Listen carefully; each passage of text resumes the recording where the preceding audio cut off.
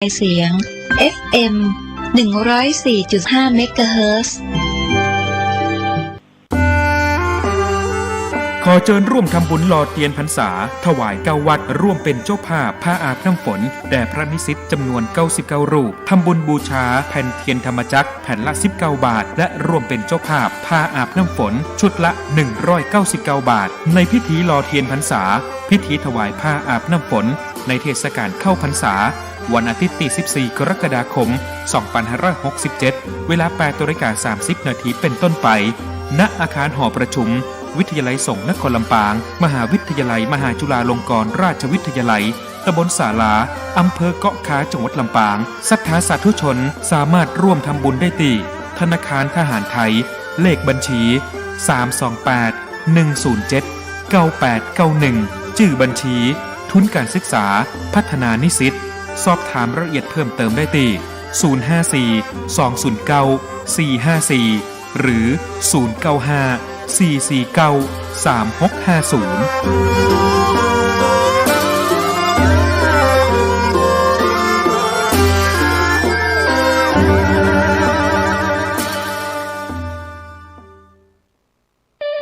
ขอเชิญร่วมถวายเทียนพรรษาประจำปี 2567 ของเครือข่ายคลื่นสีขาวเชียงใหม่เชียงรายลำพูนลำปางแป่น่านและพะเยาเนื่องด้วยคณะสงฆ์พระนักเผยแผ่ธรรมะเครือข่ายคลื่นสีขาวและคณะศรัทธาพุทธศาสนิกชนถวายเทียนพรรษาประจำปี 2567 จะนำไปถวายวัดต่างๆจำนวน9วัดในพื้นที่ภาคอีสานในวันที่23ถึง25สิงหาคม2567โดยจะออกเดินทางในวันที่23สิงหาคม2567เวลาตี 4ในโอกาสนี้จึงขอเชิญชวนพุทธศาสนิกชนทุกท่านได้ร่วมพิธีหล่อเทียนพรรษาและร่วมอนุโมทนาบุญไปด้วยกันเพื่อส่งเสริมพระพุทธศาสนาและวัฒนธรรมประเพณีอันดีงามต่อไป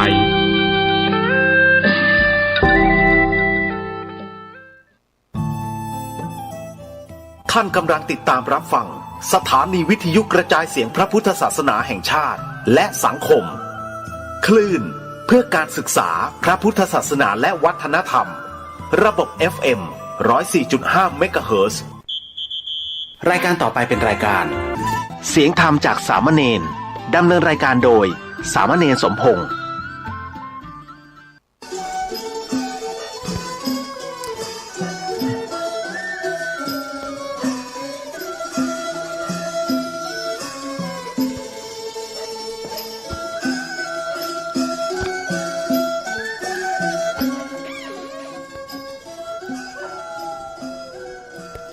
ถ้าโลกนี้มีธรรมประจำที่เมื่อทำดีจะไม่ดีมีที่ไหนมีสุขบ้างทุกข์บ้างช่างประไรเป็นวิสัยของมนุษย์ปุถุชนขอกราบไหว้สาครูบาอาจารย์ทุกท่านขอเจริญพรศรัทธาญาติโยมผู้ใฝ่ในศีลในธรรมทั้งหลาย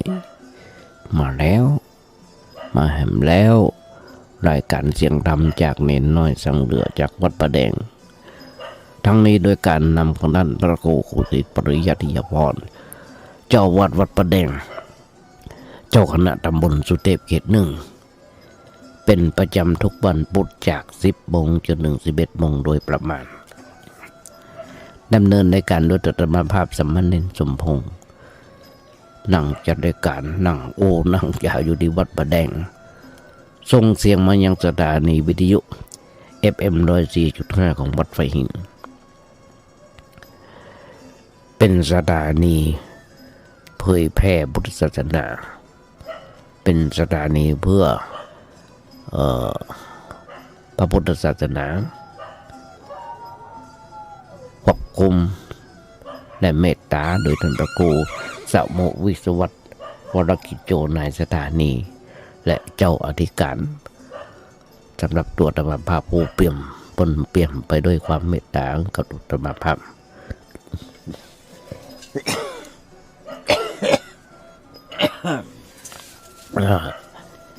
สุขภาพก็จะดีต่อได้สำหรับได้วันที่ผ่านมา ญาติโยมทั้งหลายครูบาอาจารย์เมตตาอาตมาภาพได้บุหลายท่านตั้งแต่มาบวชจนถึงวันนี้และแหมต่อไปอาตมาภาพเองได้ทำตามที่ครูบาอาจารย์เพิ่นได้สั่งได้สอนตั้งแต่อ่อนแต่ออกตั้งแต่เริ่มมาบวชบาอาจารย์เพิ่นบอกอยู่วัดจะไปอยู่บ่ได้มันไหวพระสวดโยโกห้องแล้วก็นำธรรมคำสอนองค์พระสัมมาสัมพุทธเจ้ามาโอ้มาจากญาติโยมฟังพ่ออาตมาได้ทำตามที่ครูบาอาจารย์เพิ่นได้สั่งได้สอนมาโดยตลอดตั้งแต่เริ่มบวชเป็นเน้นไปปอก็มีญาติโยมหลายผู้หลายท่านได้คือกำลังอกกำลังใจปนห้องมาคอมเมนต์อู้จ่าเข้ามาในรายการเพราะฉะนั้นญาติโยมทั้งหลายนี่เหตุผลหนึ่งที่อาตมาได้มีกำลังใจ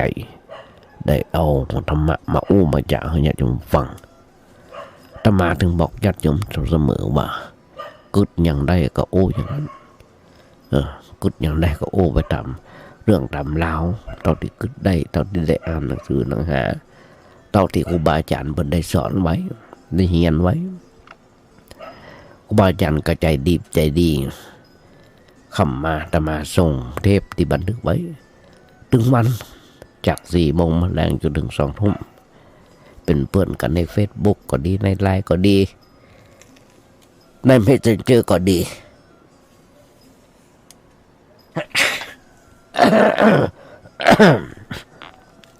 เป็นบัดเป็นไออยู่บ่ได้มันก็บ่เป็นพอเริ่มจัดรายการก็เป็นต้องขออภัยในยินเสียงบัดเสียงไอเพราะฉะนั้นเนี่ยญาติโยมทั้งหลายส่งไปให้เพิ่นปึ้งส่งไปบ่ได้เพื่ออดตัวส่งไปขอความคิดหันคำติคำชมจากครูบาอาจารย์และญาติโยมทั้งหลายด้วยวันใดอู้ผิดวันใดอู้ถูกครูบาอาจารย์เพื่อจะได้ติได้ชมติเพื่อก่อบ่ได้ติเพื่อทำลายคนเรามีตาอยู่หน้าบ่นะเพราะเมื่อเราพยาพอตั้งหนังในหูเรื่องบางทีโอ้ไปนะว่าถูกละดีแล้วบางทีมันก็บ่ดีบ่ถูกอย่างครูบาอาจารย์มันก็ได้โทรศัพท์มาอู้มาจ๋าได้คอมพิวเตอร์ได้ Facebook ได้ติได้ชมมาจากในรายการเพราะฉะนั้นฝากขอความเมตตาจากบายันโดยยุคนี้สมัยนี้ญาติโยมทั้งหลายบัณฑิตนักปราชญ์นักฟังตัวรายการทางสถานีวิทยุ FM 104.5 ของวัดไฟหินตลอด24 ชั่วโมงมามีการโฆษณามีแต่เรื่องดีๆทั้งนั้นที่มามาจากญาติโยมทั้งหลายได้ฟังกันเพราะฉะนั้นฟังไปก่อยไปเป็นสถานีที่เบื่อจันลงพุทธศาสนาไว้ช่วยกันญาติโยมทั้งหลายคนเฮายุคนี้สมัยนี้บ้านเมืองมันฮ้อนมันหายอยากจะมาบอกเป็นบทกลอนว่าท่านโลกนี้มีธรรมประจำที่เมื่อทำดีจะไม่ดีมีที่ไหนมีสุขบ้างทุกบ้างช่างบะไรเป็นวิสัยของมนุษย์ปุถุชนธรรมาก็ถึงบอกถึงญาติโยมฟังเสมอว่าบ้านเมืองของเฮาครอบครัวของเฮาจะมีความสุขบานบันใจได้ก็ต้องมีศีลมีธรรมกันอย่างน้อยๆสุราเมรยะมัชฌะปมาหรือว่ายาเสพสิ่งเสพติดอย่างต่างๆถ้าเฮาแบบเข้าไปเกี่ยวข้องกับมันก็เป็นผลดีสำหรับตัวเฮาและตัวครอบครัวของเขาจะรวมไปถึงประเทศชาติบ้านเมืองจำบนแต่ว่าหันอยู่ทุกเมื่อเช้าวันญาติโยมทั้งหลายนักหนาปาบ้านเจ้าหน้าที่บ้านเมืองเปิ้นจับเปิ้นยับนักหนาปาบ้านเลยหันเป็นข่าวลูกฆ่าพ่อฆ่าลูกฆ่าแม่ฆ่าลูกเป็นบ้าเป็นบอกันโอ้ยญาติโยมทั้งหลายอย่างนี้เป็นประจำ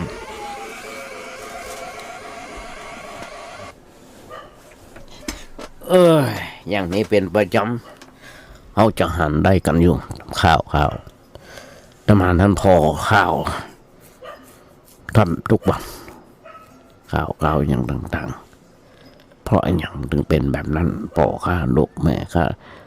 ปลูกข้าแม่ข้าพ่อข้าปู่ข้าย่าข้าเนี่ยอย่างต่างๆกันทุกเมื่อเจ้าวันก็เพราะสิ่งเสพติดทั้งนั้นญาติโยมทั้งหลายทำให้คนเฮาเป็นบ้าเป็นวอกันโรงพยาบาลก็ดีจนมามีที่อยู่ที่พักที่อาศัยที่เอาคนไปยุกไปยากันล้นโรงพยาบาลล้นสถานที่บำบัดจนได้หนีออกมาสถานที่บำบัดแต่ละที่แต่ละแห่งบรรจุคนห้าคนได้บัดอย่างมากก็เป็นหลักร้อยแต่ไปแออัดยัดเยียดกันเป็นพันญาติโยมทั้งหลายบางคนบางที่ต้องหนีกันหัวซุกหัวซุนกันหนีออกจากที่สถานที่บำบัดหันกันอยู่ญาติโยมทั้งหลายเพราะฉะนั้นเราก็ต้องมีศีลมีธรรมกันสิ่งมูลเนี้ยญาติโยมทั้งหลายมันทำให้เราเกิดทุกข์อย่างน้อยๆต่อนี้ไปหรือว่าเท่าที่ผ่านมาและต่อไปครับเราจะต้องฝึกสติปัญญาปัญหามันบ่มีถ้าเราฝึกสติเราฝึกปัญญาปัญหามันบ่มีอย่างน้อยๆเข้าวัดเข้าวาเพื่อศึกษาธรรมะอย่างน้อยๆญาติโยมทั้งหลาย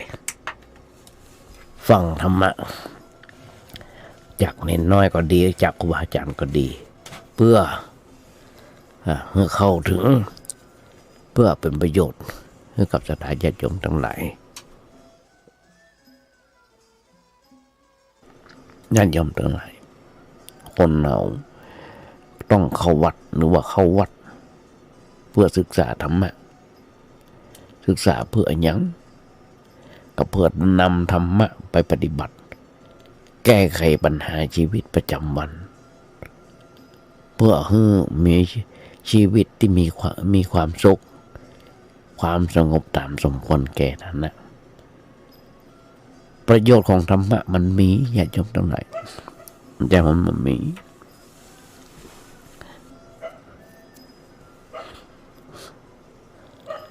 ทำเพื่อชีวิตของเราประโยชน์ของธรรมะนะที่เราได้รับนั้นที่ญาติโยมฟังจากครูบาอาจารย์ก็ดีจากธรรมะก็ดีก็นับว่ามีนักมาน้อยเลยล่ะเหลือล้นคือทำให้ชีวิตของเขาดีขึ้นอย่างน้อยๆญาติโยมก็ต้องคือกันว่าเขาฟังเขารับเอาศีลไปศีล5 ข้อปานาติปาตาเวรมณีเว้นจากสิกขาปะทังสมาธิยามิอทินนาทนาเวรมณีสิกขาปะทังสมาธิยามิ กาเมสุมิจาจาราเวรมณีสิกขาปะทังสมาธิยามิมุสาวาทาเวรมณีสิกขาปะทังสมาธิยามิสุราเมรยมัชฌะปมาทฐานาเวรมณีสิกขาปะทังสมาธิยามิญาติโยมทั้งหลายศีล5 ข้อเนี่ยถ้าใครมีอยู่กับเนื้อกับตัวแล้วอยู่กับจิตกับใจแล้วอยู่ในสมองแล้วเขาจะมีความสุขบานบันใจประสร้างความเดือดร้อนเปิดเนื้อตัวเป็นอย่างนี้หรอสิกขาปะทังสมาธิยามิเขาศึกษาไว้เถอะศีล5 ข้อถ้าเปิดเราไปฆ่าเปิดกับฆ่าเขาถ้าเขาบอกไปดักของเปิ้นมาเบิกกับมาลักของเขาตำรวจก็มาจับมายับเขานะเพราะฉะนั้นได้ปะทุกบันได้อ่านได้ฟังได้หันคนใดคนที่ได้รับความเปลี่ยนแปลงชีวิตจากมืดบอดมาอยู่ในสภาพที่สว่างสวัยด้วยปัญญาจากความหลงผิดมาอยู่ในทางที่ถูกที่ชอบจากความเชื่อที่ผิดทางมาเดินอยู่ในความเชื่อที่ถูกต้องตามหลักพุทธศาสนาได้ถาม หมู่คนเหล่านั้นว่าเมื่อก่อนบัดเดียวกับบัดเดียวเนี่ยมีสภาพชีวิตแตกต่างกันอย่างไร บางคนตอบบางคนหวังว่าเขาอยากหักแป้งหิบมากให้บ่มากล้าบ่ขึ้นหิบ่กินบ่พอใจบ่พอกินบ่พอใจของก็แปลงก็แรงก็ถูกสภาพที่เขาหวังญาติโยมทั้งหลายเพิ่นเลยบอกว่าตั้งแต่ยังเริ่มเข้าสู่ธรรมะสิ่งทั้งหลายถึงหมดถึงหมดดีขึ้นหลายสิ่งหลายอย่างบ่บอกดีขึ้นความเป็นอยู่ในครอบครัวก็ดีขึ้นการงานก็ดีขึ้นความสุขความสงบใจก็ดีขึ้นอันเนี้ยเป็นผลที่เกิดขึ้นจากการปฏิบัติธรรมะคนใดปฏิบัติคนนั้นย่อมหันผลได้ตัวเก่าได้ด้วยตัวเก่าคนใดบ่ปฏิบัติก็เป็นผลเหมือนกันแต่ว่าปัจจัยผลที่เป็นความสุขความเจริญเป็นผลที่เกิดขึ้นตามความทุกข์ความเดือดร้อนอาตมาได้ฟังรายการธรรมะ ที่อาจารย์อาจารย์ววชิระประจัดการรายการอยู่ในเรื่องของสามเณรปลูกปัญญาเป็นที่น่าหักเนี่ยตรงไหนไม่เน้นตัวน้อยๆมีแม่ชีตัวน้อยๆนั่งฟังธรรมะสนทนาธรรมะกับครูบาอาจารย์เบิ่นถึงภาษาไทยภาษาอังกฤษภาษาฝรั่งเศสโอ้น่าชื่นอกชื่นใจญาติโยมทั้งหลายเพราะฉะนั้นคนเฮาเมื่อมีความทุกข์ความเดือดร้อนเกิดขึ้นก็บอกว่าความทุกข์คืออะไรอย่างบางทีเนี่ย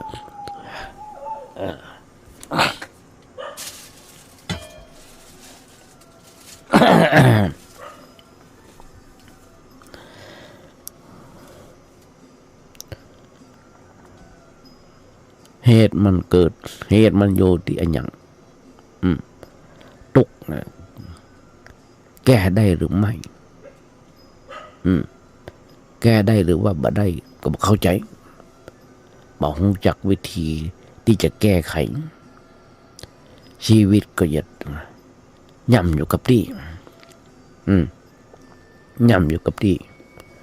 ตลอดเวลาอันเนี้ยผลที่คือผลที่เปิ้นได้ครับพระเจ้าเปิ้นตัดโอ้ไว้ว่า ธรรมะเป็นธรรมะกับอาธรรมนั้นให้ผลเสมอให้ผลเสมอกันธรรมะให้ผลเป็นความสุขความเจริญอาธรรมนั้นเป็นผลเป็นผลเป็นความทุกข์ความเดือดร้อนแต่บุคคลที่บ่ได้รับการศึกษาบ่เข้าใจเรื่องความแตกต่าง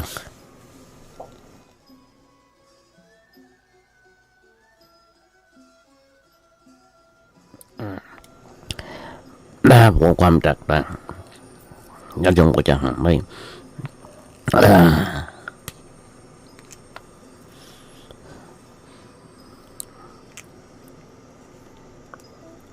ความเดือดร้อนแต่ละบุคคลที่ได้รับการที่บ่ได้รับการศึกษาก็บ่เข้าใจถึงผลแตกต่างของสองสิ่งนี้ก็เมาอยู่ในความสุขประเภทที่เกิดขึ้นจากความมาเป็นธรรมเช่นความสุขด้วยความเพลิดเพลินโดยการกินเหล้าเมายาเล่นการพนันผมบอกว่าด้วยการดื่มการกินการเล่นส่วนสี่เฮฮาหมดงั้นสันเล่าหลายสิ่งหลายอย่างเปิ้นก็เข้าใจว่าตอนนั้นมันเป็นยอดของชีวิตเป็นความสุขที่เขาเปิ้นปรารถนาอันเนี้ยญาติโยมทั้งหลายก็ได้พอข้าวแต่ว่าวันซื่นมันก็ญาติโยม ไปแอวครับพับปิกบ้างปิกมาพอนอนที่ห้องตีสองตีสามพอตกเมื่อคืนมาตกใครแจ้งมามีป้าใจแอบมาปล้ำ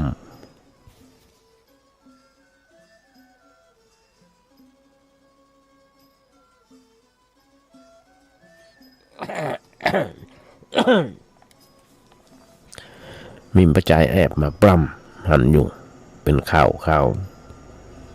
สืบไปสืบมาที่แท้เป็นยามแอบมาปล้ำเปิ้นบอกว่าเมาที่แรกก็นึกว่าผัวของตัวเพราะนอนกับผัวอยู่ผัวออกไปครับเปื้อนปิกก็มาไม่ใช่ผัวสกรรมนอนหลับอยู่ไม่ใช่ผัวสกรรมแต่เป็นแยมแต่เป็นข่าวที่เราได้หันกันเพราะฉะนั้นญาติโยมทั้งหลายบ่อนเงินสันเล่าคนหลายคนเป็นยอดนั่นเป็นยอดของชีวิตเป็นความสุขที่ต้นปรารถนาญาติโยมเราก็เกิดแต่มาอู้บ่อยอู้หลายครั้งอู้บ่อยว่าวัดบาศาสนาบางที่บางวัดบ่มีประตูบ่มีประตูเข้าได้ตลอดเวลาเข้าไปศึกษาธรรมะธรรมโมได้เหมือนกันวันอาทิตย์วันพระวันศีลเข้าไปศึกษาธรรมะกันได้แต่ได้หันได้หูว่าครับเด็กบาอย่างต่างๆที่เพิ่นมีไว้สนองตัณหาเข้าไปต้องเสียเงินเข้าไปต้องเสียเงินเสียค่าผ่านประตูยังบ่ได้เสียค่าเปิดขวดเหล้าครับ10,000เมาครับญาติโยมต้องคิดกันลองผลสุดท้ายที่ออกมาจากสถานเริงรมย์อย่างต่างๆเกิดอุบัติเหตุเดือดร้อนไหม้ไปถึงเจ้าหน้าที่ทุกฝ่ายทุกหน่วยรถอัมบูเลนซ์นำล้นนั่นนะรถวีวอนั่นนะเดือดร้อนนะต้องอำนวยความสะดวกเสียงอย่างต่างๆไปถึงพยาบาลไปถึงบุรุษพยาบาลไปถึงหมอต้องฝังมาอย่างต่างๆโรงพยาบาลหันทุกเฉาบันแข่งหากาห้านตายไปเลยก็ดีไปยังเสียใจเมื่อกี้วันนี่บัดตายงับเงิงแข่งห้อยขาแข่งหากาห้านกันเนี่ยเพราะความหม่นงานสันเราเพราะคนมันมีศีลมีธรรมหันก็ญาติโยมทั้งหลายประตูคุก มโหกิจันลูกเข้าไปแออัดยัดก็เข้าไปจนคุกบางที่บางแห่งแออัดยัดกันนอนกันอยู่ในห้องก็จะได้ตัดสินก็จะได้ออกมาหลาย10 ปีเป็น10 ปี10 ปีเนี่ยก็เพราะอย่างเพราะว่ามันมีสิ้นมามีทำกันทั้งนั้นญาติโยมทั้งหลายอย่างที่บอกเข้าไปหมดกันสันเล่าส่วนสี่ห้ากันปนคิดว่าเป็นยอดของชีวิตเป็นความสุขที่เพิ่นปรารถนาคนประเภทนั้นเป็นคนที่หลงผิดชีวิตก็เลยตกต่ำลงไปเรื่อยๆจนกระทั่งต้องสูญเสียสิ่งที่มีค่าของตัวไปมาหันแล้วกัดยมหันแล้วก็น่าเอ็นดูน่าสงสารน่าหันใจบุคคลประเภทอย่างนี้ญาติโยมทั้งหลายอันนี้ก็เป็นหน้าที่ของเรานะญาติโยมทั้งหลายที่จะต้องช่วยกันเพื่อจุงคนเรานั้น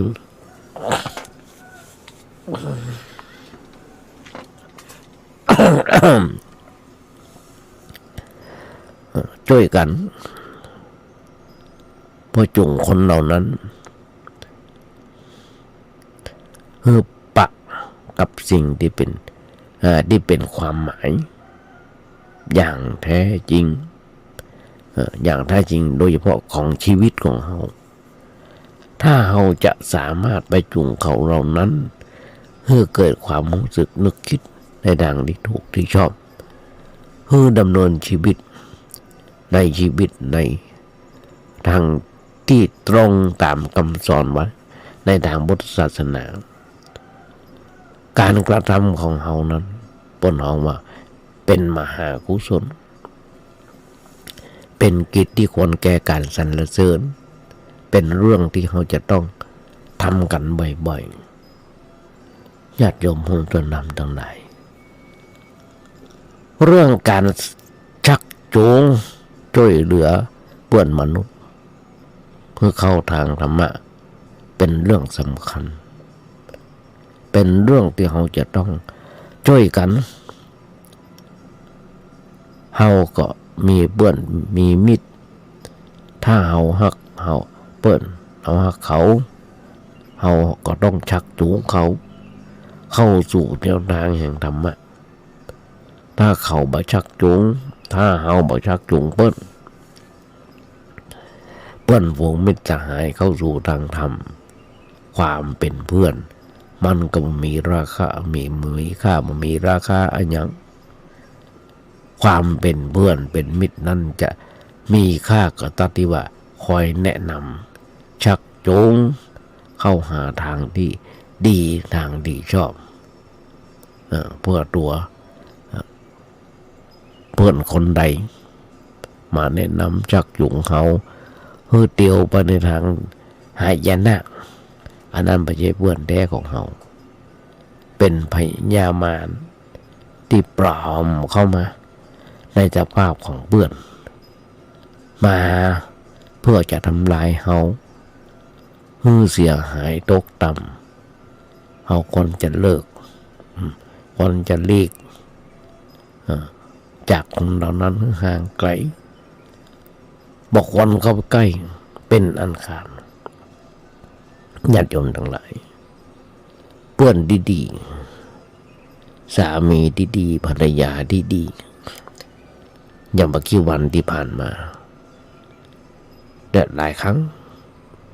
จะมาได้ปะโยมป่อท่านหนึ่งมาได้หูจักเปิ้นในนามของนักร้องแชมป์ไมค์ทองคำเปิ้นชื่อลุงวินัยอัมพันธ์เปิ้นมาทำบุญอุทิศส่วนกุศลทั้ง4ภรรยาเปิ้นหลายต่อหลายครั้งมานั่งฮับปอนก็นั่งน้ำตาย้อยเพราะความระลึกคิดถึงเปิ้นคิดถึง4ภรรยาของเปิ้นว่าผมเป็นคนดีแบบนั้นแบบนี้เปิ้นอู้ให้ฟังซึ่ง4ภรรยาของเปิ้นก็เป็นญาติห่างๆตมาภาพเปิ้นก็อยู่ไกลญาติโยมทั้งหลายก็จะขี่รถมาจักรยานมาหาตมาภาพก็ใช้เวลาก็จะซื้อกับข้าวกับปลามาถวายมาทานกันเข้าไปเพื่อประมุทิศส่งกุศลเพื่อเบิ้ลมานั่งให้นั่งอู้นั่งจากันนี่เป็นชั่วโมงเนี่ยญาติโยมทั้งหลายคนเขาที่มีความดีชักจูงคนดีสำหรับพ่อวินัยนะเปิ้ลเหล้าบักกินบุหรี่บะสูบเอาว่าเป็นอบายมุขทั้งหมดมันวนเปิ้ลบ่เอาบ่เอาตัวนะญาติโยมทั้งหลายเอาแต่ทำบุญสุนทานฟังธรรมะธรรมโมเปิ้ลอยู่ไกลความจริงผมบ่เคยรู้จักธรรมะภาพบ่เคยรู้จักกันไปเมื่องานศพ4ภรรยาของเปิ้ลแต่เปิ้ลถึงรู้จักธรรมะภาพแล้วถึงมาได้มาทำบุญจำกับข่าวว่าประมาณ10 ปีได้ละถ้าจะบ่ผิดนะเพราะฉะนั้นเนี่ยญาติโยมทั้งหลายธรรมะก็ก้อยชักจูงเพื่อนมนุษย์โอ้กันเพราะฉะนั้นควรจะหลีกจากคนเช่นนั้นเมื่อห่างไกลบุคคลก็ใกล้เป็นอันขาดคนที่เป็นมารเป็นพญามาร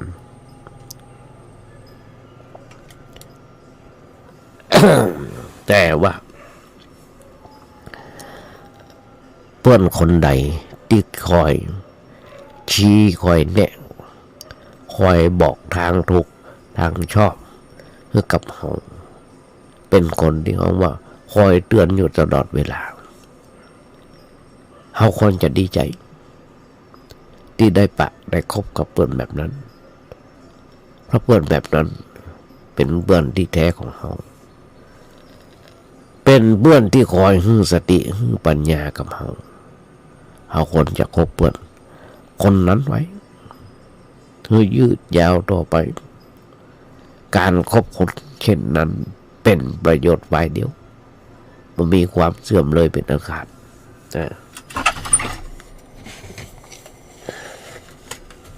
มันมีความเสื่อมเป็นอันขาดขอเวลา1 นาทีจะอยู่ได้เป็นหวัดเป็นไอเนี่ยญาติโยมทั้งหลายต้องขออภัยเวลาขาดไปนิ้วหนึ่ง1 นาที2-3 วินาทีเนี่ยเป็นชีวิตโง่เง่าแถมอย่างหนึ่งขอญาติโยมทั้งหลายลองกึดกันสักหน่อยว่าคิดถูกว่าการคิดการการกระทำของคนในสังคมนั้นมีผลต่อการกระทบกระเทือนถึงเขาหรือไม่เหตุการณ์อย่างญาติโยมทั้งหลายหลายอันหลายอย่างที่เกิดขึ้นในชีวิตประจำวันบอกว่าจะเป็นเรื่องของภัยสิ่งเหล่านั้นกระทบกระเทือนต่อความเป็นอยู่ของเขาหรือไม่ถ้าเราคิดโดยรอบคอบแล้วก็จะหันความจริงว่ามีการกระทบกระเทือนถึงตัวเราด้วยเพราะชีวิตทุกชีวิตมีความสัมพันธ์เกี่ยวข้องกันแยกออกจากกันมาได้ความเกี่ยวข้องสัมพันธ์กันนั้นเมื่อเกิดมีอะไรอย่างขึ้นก็กระทบกระเทือนถึงกันถ้าเป็นไปในทางดีก็กระทบกระเทือนเป็นสุขถ้าเป็นไปในทางชั่วก็กระทบกระเทือนให้เกิดความทุกข์ความเดือดร้อนเขาจะอยู่ด้วยบ่กระทบกระเทือนกับเหตุการณ์หลายๆอย่างนั้นบ่ได้อย่าว่าแต่เหตุการณ์ใกล้ตัวเราเลยแม้แต่เหตุการณ์ที่ห่างไกลออกไปจากตัวเราเป็นหมื่นโยชน์แสนโยชน์มันยังกระทบกระเทือนถึงเราได้มันยังกระทบกระเทือนถึงเราได้เพราะในปัจจุบันญาติโยมทั้งหลายในปัจจุบันเนี่ยโลกมันแคบการไปมาถึงกันมีเรื่องอะไรอย่างเกิดขึ้นที่ไหนก็ย่อมจะหูทั่วกันทั้งโลกผลก็กระทบกระเทือนถึงกันทั้งนั้นญาติโยมลองคิดก่อนสักน้อยหรอกอย่างที่ผ่านมาโควิดเข้ามาเมื่อปี63เดือดร้อนทั่วโลกมาจากประเทศอย่างก่อนแล้วยามีต้องสั่งจากต่างประเทศมันก่อนแม้กระทั่งต่างประเทศเป็นลบราค่าฟันกันจนจะเกิดสงครามครั้งที่3ก็เดือดร้อนท้อนไหม้มาถึงเราคิดก็แล้วว่ามันจะเป็นยังไงมันจะเสียหายถึงเราหรือเปล่าก็ญาติโยมลองเกิดต่างประเทศเราต้องอาศัยเปิ้ลเศรษฐกิจอย่างต่างๆเขาต้องส่งให้เปิ้ลขายให้เปิ้ลเขาเปิ้ลมีลบราค่าวันกันเนี่ยเขาก็ไม่ได้ขายก็เดือดร้อนมาถึงเขาก็หันได้กันอยู่ญาติโยมทั้งหลายปัจจุบันเขาบอกโหมาหันกันเมื่อเขาโหว่าผลที่เกิดขึ้นผลที่เกิดขึ้นจากการคิดการการกระทำของเพื่อนมนุษย์ก่อให้เกิดความทุกข์พ้องเป็นความสุขพ้องกับคนทั่วไป หน้าที่ของเราควรจะทำก็คืออะไรอย่างก็คือการกระทำหน้าที่ในทางที่จะบ่ต้องไปส่งเสริมในทางที่จะบ่ส่งผลให้เกิดความทุกข์กับไผ่การทำอันอย่างที่จะบ่ส่งผลให้เกิดความทุกข์กับไผ่นั่นแหละต้นหอมว่าเป็นการทำบุญทำกุศลการทำบุญทำกุศลที่ประเสริฐเลิศเลอก็อยู่ที่การกระทำใจของเราบางทีมันเป็นพิษเป็นภัยกับไผ่การอู้ก็บางทีเกิดเป็นพิษเป็นภัยกับไผ่การกระทำก็บางทีเป็นพิษเป็นภัยกับไผ่การอยู่โดยบ่มีพิษบ่มีภัยกับไผ่นั่นแหละในทางธรรมะถือว่าเป็นการอยู่ชอบเป็นการอยู่ที่ชอบการอยู่ชอบอันนั้นเป็นทางโอ้ต้องขอไปญาติโยมเท่าไหร่นี่แย่ต้องขอไปญาติโยมทั้งหลายด้วยเป็นหวัดเป็นไอสุขภาพต้องต่อสู้กันไปเพราะฉะนั้นเมื่อเราว่าอันอย่างมันเป็นเหตุอันอย่างมันเป็นเหตุให้เกิดความทุกข์ความเดือดร้อนเราก็บอกคนจะกระทำสิ่งที่นั้นต่อไปเพราะเปิ้ลก็บอกต้องการแบบนั้นเช่นกันคนเฮาที่มีชีวิตอยู่ในโลกประจำวันคนจะอยู่ด้วยความหันอกหันใจกันอยู่ด้วยกันเอาใจเปิ้ลไม่ใส่ใจเฮาเทียบเคียงระหว่างตัวเปิ้ลกับตัวเขาไว้เสมอจะทำอันอย่างก็ต้องคิดถามตัวเก่าว่าการกระทำแบบนั้นมีไผมาทำกับเฮาชอบใจหรือไม่และเมื่อเฮามาทำกับเปิ้ลก็มาทำกับเฮาเปิ้ลก็มาชอบใจเหมือนกันเพียงหลักง่ายๆเท่านี้แค่เนี้ยเขาก็จะอยู่ด้วยกันด้วยความสุขหวานมันใจบ่ทะเลาะเบาะแว้งกันกับไผจะโอ้จะคิดอันยังก็เอาหลักเนี่ยเข้าไปเป็นหลักไว้ว่าถ้าเปิ้ลกับเขาถ้าเปิ้ลนำกับเขาจะชอบใจก็เอาไปทำกับเปิ้ลก็คงไม่ชอบใจเหมือนกันเพราะจิตมันเหมือนกันนะอย่างทั้งหลาย เพราะจิตมันเหมือนกันสภาพจิตตัวเดิมนั้นเหมือนกันไม่ได้แตกต่างกันอย่างไม่ได้แตกต่างจากกันแต่ที่แตกต่างขึ้นมานั้นเพราะว่าเฮาถูกปรุงแต่งด้วยความโลภด้วยความโกรธด้วยความหลงเมื่อกิเลสประเภทใดประเภทหนึ่งมาปรุงแต่งจิตใจของเฮาเป็นคนมาเหมือนเดิม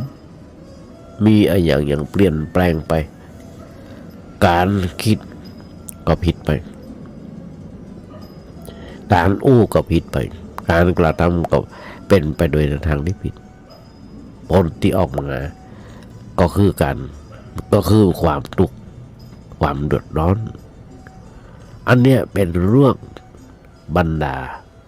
ธรรมดาที่สุดที่จะเกิดขึ้นในชีวิตของเราเมื่อใดก็ได้มันจะเกิดขึ้นถ้าเราเผลอหรือว่าเราประมาทในหลักการปฏิบัตินั้นองค์พระสัมมาสัมพุทธเจ้าเปิ้ลได้เตือนไว้ว่าเธอทั้งหลาย อย่าอยู่ด้วยความประมาทแต่จงอยู่ด้วยความบ่ประมาทให้ความประมาทเป็นหนทางแห่งความทุกข์ความบ่ประมาทเป็นทางแห่งความสุขทางประมาทเป็นทางแห่งความตายความบ่ประมาทเป็นทางแห่งความอยู่รอดญาติโยมทั้งหลายเปิดย้ำกล่าวย้ำเตือนว่าจงอยู่ด้วยความบ่ประมาทแม้ในวาระสุดท้ายแห่งชีวิตของเขาหรือว่ากระทั่งของพระพุทธเจ้า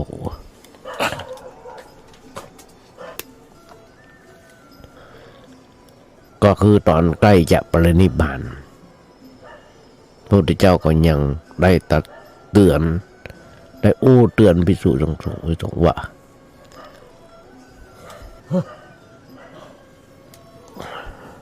ดูความภิกษุทั้งหลายสังขารทำทั้งหลายนะเป็นสิ่งบัดเที่ยงเกิดขึ้นแล้วแปรปรวนดับไป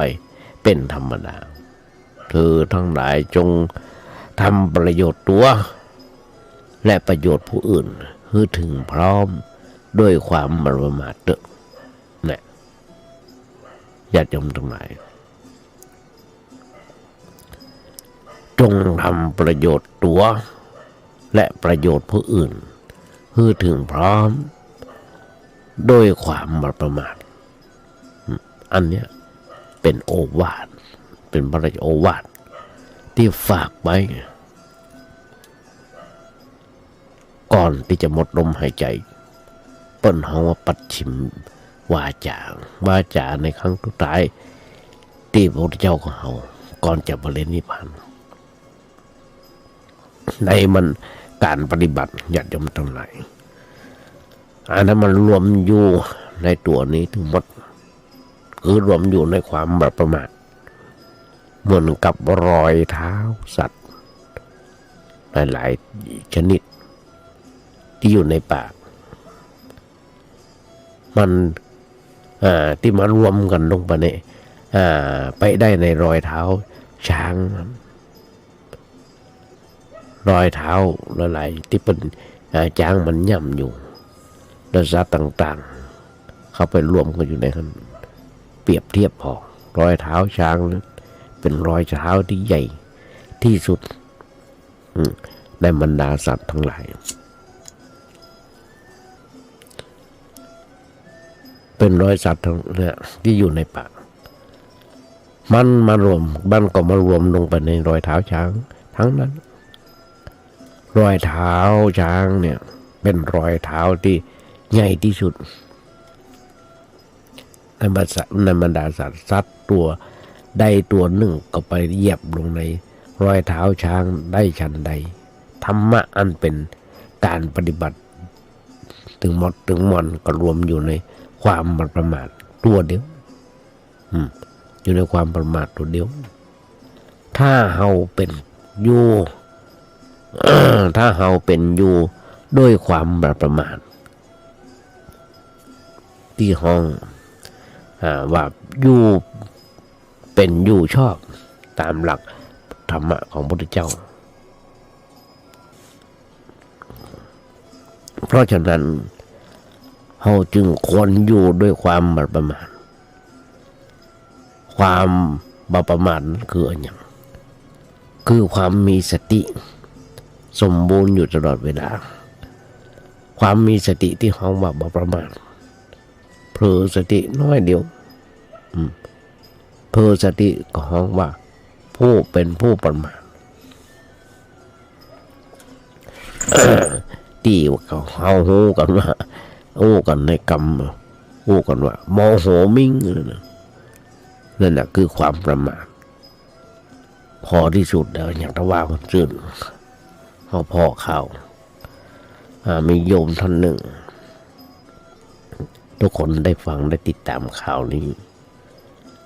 แต่ก่อนอดีตของเปิ้ลเป็นเจ้าทรงก็มีหลายคนติดสอยห้อยตามอุปโลก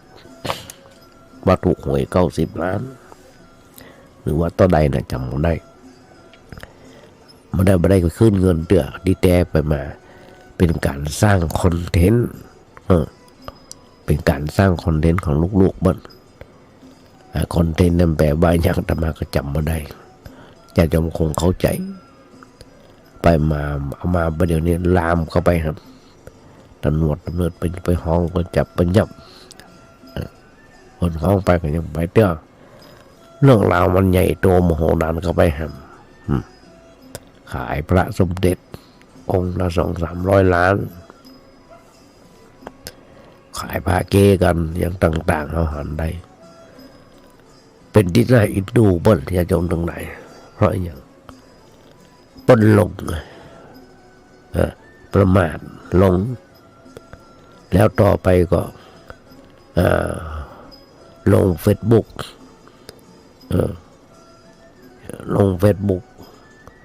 แล้วไงกาดออกมาว่าโหเต้าบถึงการเนี่ยต่อนนี้ไปนะแบบเนี้ยเป็นประจำเขาจะหันได้จะด็อกเตอร์ก็จ้าง จะมีความโง่หนักขนาดไหนก็จ้าง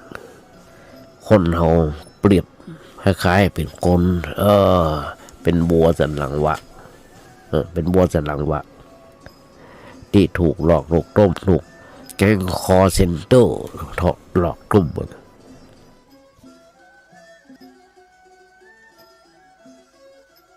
แต่งตัวเป็นเจ้าหน้าที่ไปโทรศัพท์ไปหลอกไปต้มบนข่าวบนมีพอถึงวันบ่พอกันเปิ่นแจ้งแล้วว่าระวังคอเซ็นเตอร์เนี่ยมาในรูปแบบนั้นแบบนี้ก็บอกให้จะสนใจกันก็ได้ถูกหลอกถูกต้มบางคนอายหน้าอายตามาเป็นถึงด็อกเตอร์ยังถูกหลอกถูกต้มอยู่เนี่ยญาติโยมทั้งหลายเขาหันได้ข่าวหรือว่าธรรมะของพระสงฆ์องค์เจ้ามีประโยชน์จะมาญาติโยมฟังข่าวมีประโยชน์มีแทบจะทุกชั่วโมงมีคนไทยเขาถูกหลอกถูกต้มนักในเรื่องของแก๊งคอเซ็นเตอร์ก็บัลลับประจำกันบ่พ่อข่าวกันว่าจะถึงกับตัวพ่อเพราะฉะนั้นสิ่งเหล่านี้เกิดขึ้นในใจเมื่อใดมันหยุดยั้งทำเขาหยุดมันหยุดยั้งทำให้เขาหยุดจากการปฏิบัติในรูปแบบนั้นเช่นคนที่อยู่ในวัยหนุ่มวัยหนุ่มวัยชะกันเป็นหนุ่มเป็นสาวก็แอวม่อนกันสันเล้าเปิดไปตามเรื่องตามเล้ายิ่งคนที่เป็นที่มีพ่อแม่มีเงินมีทองแอวโดยไม่ต้องหาบันเน็ตบันเนยควักเอาลองเอากระทืบเอาจากพ่อจากแม่พ่อแม่ก็หักลูกมันแก้วตาแก้วใจหักจนทะลุอย่างทะลุตาทะลุไปเลยลองพอตัวยันยมตั้งหลายข่าวลูกของเปิ้ลเป็นคนดีลูกของเปิ้ลเป็นคนดียันก็ดีเยอะร้อยวังกรรมแต่พอเกิดเหตุเกิดอย่างขึ้นมาชาวบ้านจะจองเดือดร้อนติดคุกติดตารางอย่างว่าลูกเป็นคนดีเนี่ยนี่แหละคือหัวใจของพ่อของแม่ลูกจะดีก็จ้างบ่ดีก็จ้างยังเป็นลูกของเปิ้ลอยู่เพราะฉะนั้นต้องการอันอย่างก็คือได้ดังใจลูกแบบเนี้ยพอได้เงินก็ไปแอวไปหมดเงินสันเล่าดำกลับพับติกบ้านอย่างต่างที่เปิ้ลท้องกันว่าเพย์บอยเพลิดเพลินไปจนบ่หูสื่อเนื้อบ่หูตัวอันเนี้ยเปิ้ลท้องมาประมาทแล้วแต่ว่าสักวันหนึ่งตอนนั้นคนนั้นจะรู้สึกขึ้นมาด้วยความได้ยินกำโอที่กระแทกกระเทือนใจจมว่าไปฟังเนนน้อยที่วัดไปทำบุญหรือว่าไปฟังวิทยุก็ได้หรือว่าได้อ่านหนังสือก็ได้ เกิดสลดใจแล้วก็คิดได้ขึ้นมากับเปลี่ยนชีวิตจิตใจเข้าหาพระเริ่มศึกษาธรรมะเริ่มปฏิบัติตัวในทางที่ถูกที่ชอบอย่างเนี่ยพนทองว่าได้สำนึกขึ้นมาในใจแล้วเปลี่ยนความประมาทให้เกิดเป็นความบ่ประมาทเปลี่ยนจากคนเผลอให้เป็นคนบ่เผลอมีสติยับยั้งชั่งใจชีวิตก็เดิมมีค่าต่อไป ญาติโยมทั้งหลายมีบ่อน้อยที่คนออกตารางที่เคยทำผิดศีลผิดธรรมผิดต่อกฎหมายเมื่อได้ออกจากคุกจากตารางแล้วใจชดใจกรรมแล้วออกมาขอบวชเป็นคนดิบคนดียังมีก็มีหำนักก็ยังมีหูได้หันอยู่ญาติโยมทั้งหลาย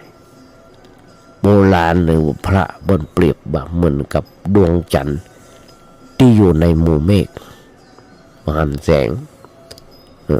พอเลิกความประมาทก็โผล่ออกมาจากกลีบเมฆส่องแสงจ้ามาสู่โลกต่อไปชีวิตก็มีค่าต่อไปคนเรา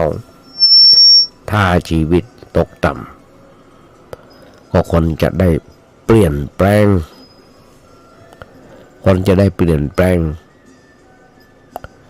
ให้มันสูงขึ้นถ้าอันอย่างดีก็คนจะทำให้ดีขึ้นให้ก้าวหน้าต่อไปในทางที่ถูกที่ชอบก็จะเป็นการทำชีวิตให้มีค่ามีราคาญาติโยมทั้งหลายที่ฟังกันอยู่หรือว่าฟังครูบาอาจารย์พ่องก็อาจจะมีบ้านอาจจะมีมองในสมัยหนึ่งคือสมัยหนุ่มขันคึกขันนองสมัยหนุ่มขันนองอาจจะเพลิดเพลินไปในเรื่องอย่างต่างๆเพลิดเพลินในการดื่มในการในการเล่นในความหม่นงันสันเล่าเพราะนึกว่าเป็นเรื่องสาระของชีวิตเป็นเรื่องที่เขาควรจะหม่นงันสันเล่า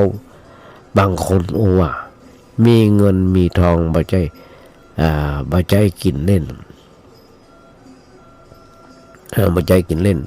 แต่แล้วมันก็บอกจะมีไว้หยังมากินไว้เล่นเลยมีไว้หยังเลยไปกินไปเล่นไปกินไปเล่นเป็นการใหญ่จนกระทั่งหมดเงินหมดทองเกิดความทุกข์ความเดือดร้อนในชีวิตต่อไปเนี่ยหันได้อยู่ทุกเมื่อเช้าวันอยากจะไหนตกต่ำอย่างเนี้ยน่าเสียดายเคยปะคนหนึ่ง หลายครั้งว่าเด้อประเดี๋ยวเนี่ยเป็นคนที่เรียบร้อยเข้าวัดเข้าวางเจอเหลือกิจการของพระศาสนาแข็งแรงแกบอกว่าผมก่อนจะเข้าวัดเนี่ยหมดนาไปไป500ให้หลายร้อยให้นึกแล้วมันก็เสียดายนึกแล้วก็เจ็บช้ำน้ำใจในหัวใจว่าหมดนาไปตั้ง500-600ให้หมดไปด้วยการกินการการสุขสนุกสนานหมดเงินสันเล่าเปิ่นวงเยอะแยะมาตอมกันหมดแมลงวัน